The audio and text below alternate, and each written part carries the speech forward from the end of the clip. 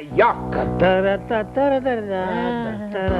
Sad te umisto, ovo je pljačka. A ja mislio začetak. Znaš šta, Medo? Medo, slušaj, mrazi me da ti objašnjavam. Daj mi lepo moj plen pa si slobodan.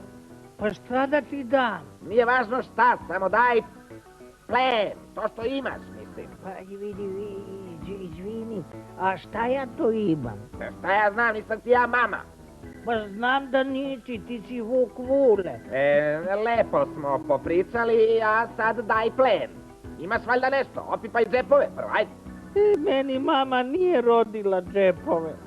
I to mi je baš krivo. Kad imaš džepove, možeš tu da držiš razne dragulije. Slažem se, dobro, ajde nemaš džepove, dobro, ajde nezgodno je, jeste. Pa možda ipak nešto imaš, a ne znaš. Ajde opipaj se malo, ajde pipaj, ajde pipaj. Jo, teško meni, ali sam ja smršao. Molim? Pa tanak sam ko frulica, a to je sve zato što ne užinam na vreme. Jel imaš nešto da se glotne? Šta je? Pa ja ovdje pošteno pljačkam, a ne delim užine. Ja da sam hteo da delim užine, ja bih otišao u kumare. Pa izvini, ali to bi ti bilo pametnije. Jeli, ti ćeš da me učiš. Ovo stvarno nema nigde. Pa Vule, opipaj malo džepove, možda se nešto zateklo, a ti ne znaš.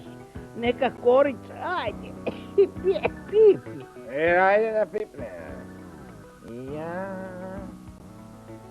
Jao, majčice, ala sam smršao. Pa da, to je od rada ovde na vetrometini. A ima li vetra na vetrometini? Ničeg drugog nema, ali vetra ima. Onda sam propao, odneće me vetar. Neće tebe, odneće mene, ja sam mršavi.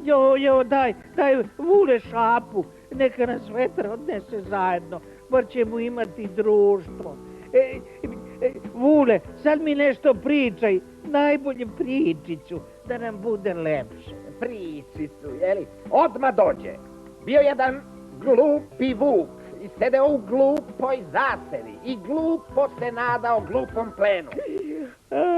Vule, ja ću malo da dremnem, a ti mi slobodno pričaj. Samo još da kažem laku noć. Da.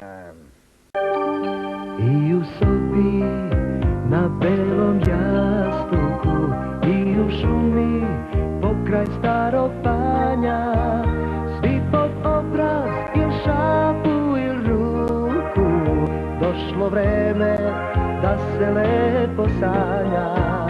Laku noć, laku noć, laku noć.